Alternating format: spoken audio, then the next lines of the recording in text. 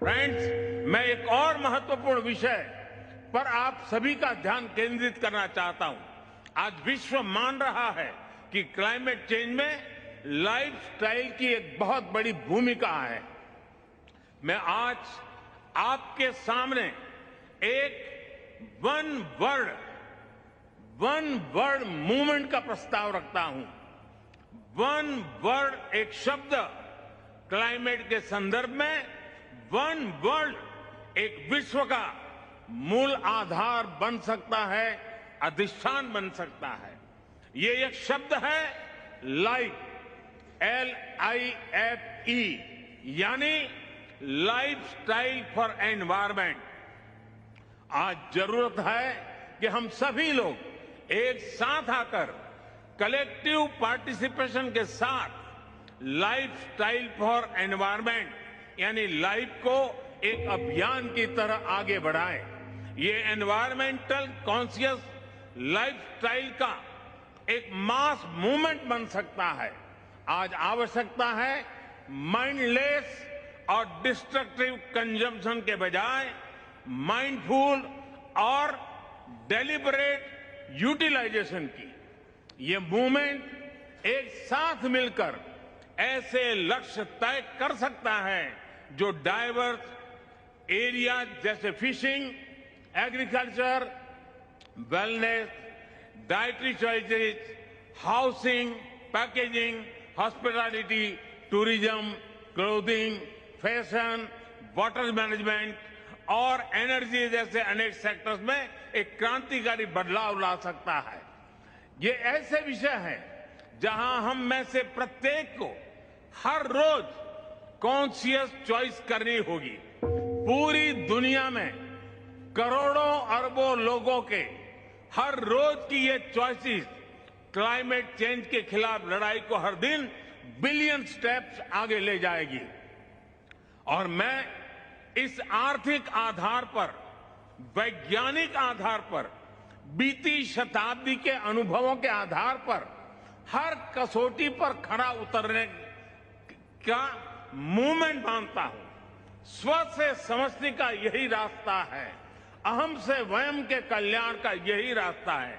Friends, climate change पर इस वैश्विक मंथन के बीच मैं भारत की ओर से इस चुनौती से निपटने के लिए 5 अमृत तत्व रखना चाहता हूं, पंचामृत की सौगात देना चाहता हूं।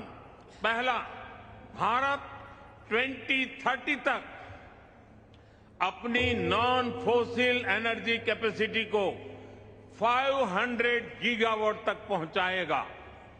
दूसरा, भारत 2030 तक अपनी 50% एनर्जी रिक्वायरमेंट रिन्यूएबल एनर्जी से पूरी करेगा।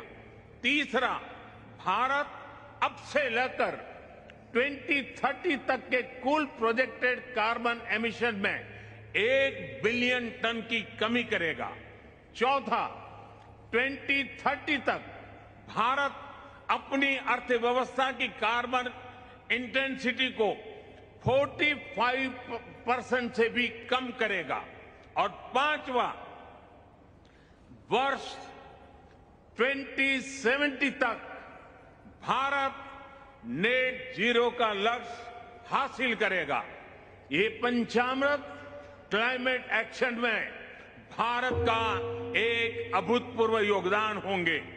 फ्रेंड्स, ये सच्चाई हम सभी जानते हैं कि क्लाइमेट फाइनेंस को लेकर आज तक किए गए वायदे खोखले ही साबित हुए हैं।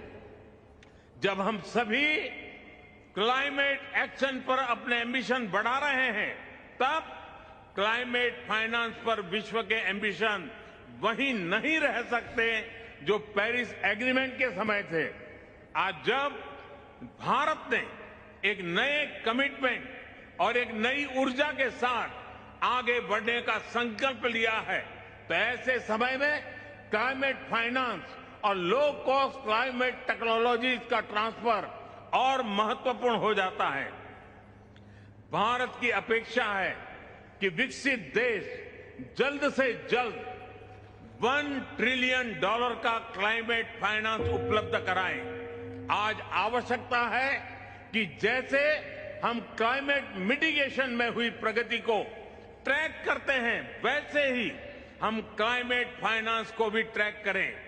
उचित न्याय तो ये होगा कि जो देश क्लाइमेट फाइनेंस पर किए अपने वादों पर खरे नहीं उतरे, उन पर दबाव बने। फ्रेंड्स, आज भारत क्लाइमेट के विषय पर बहुत ही साहस और बड़ी महत्वाकांक्षा के साथ आगे बढ़ रहा है। भारत अन्य सभी विकासशील देशों की पीड़ा भी समझता है, उन्हें साझा करता है और उनकी अपेक्षाओं की अभिव्यक्ति भी निरंतर करता रहेगा। कई विकासशील देशों के लिए क्लाइमेट चेंज उनके अस्तित्व पर मंडरा रहा है, एक बड़ा संकट है। हमें दुनिया को बचाने के लिए आज बड़े कदम उठाने ही होंगे।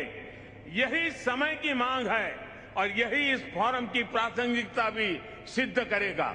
मुझे विश्वास है कि ग्लासगो में लिए गए निर्णय हमारी भावी पीढ़ियों का भविष्य बचाएंगे और सुरक्षित और समृद्ध जीवन का उपहार देंगे।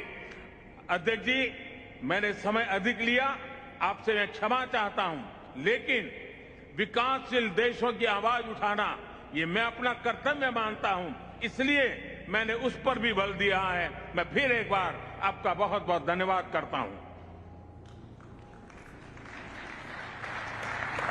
Thank you.